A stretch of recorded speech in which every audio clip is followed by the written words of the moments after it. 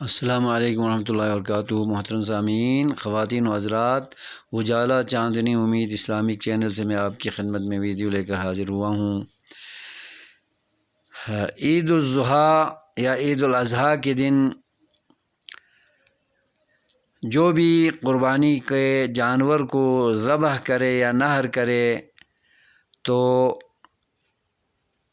قربانی کے جانور کو سامنے حاضر کر کے رکھ کے بلکہ پہلو کے بل لٹا کر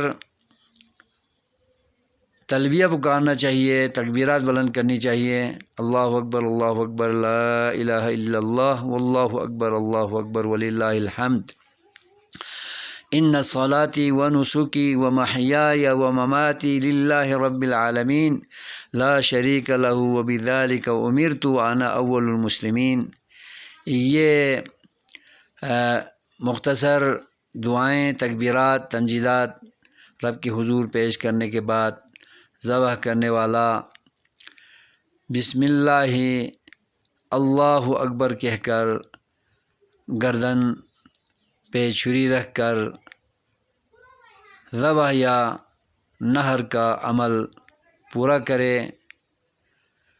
تو یہ مختصر طریقہ ہے جو عمل میں لانا انتہائی ضروری ہے، اور ایک قربانی پورے ایک گھرانے کی طرف سے کفایت کرتی ہے، اور اگر صاحب استطاعت لوگ کئی قربانیاں ایک گھر میں کریں اور ملے جلے جانور گائے، اونٹ، بکرے، بکریاں، بھیڑ، دمبے، مینڈے ذبح کرتے ہیں تو سب کو قربان کرتے ہوئے ہر جانور پر تکبیرات بلند کرنا اور بسم اللہ اللہ اکبر پڑھ کر ذبح کرنا ضروری ہے، اور اس طریقے کو سنت ابراہیمی، سنت محمدی اور سنت الاسلام کہا جاتا ہے۔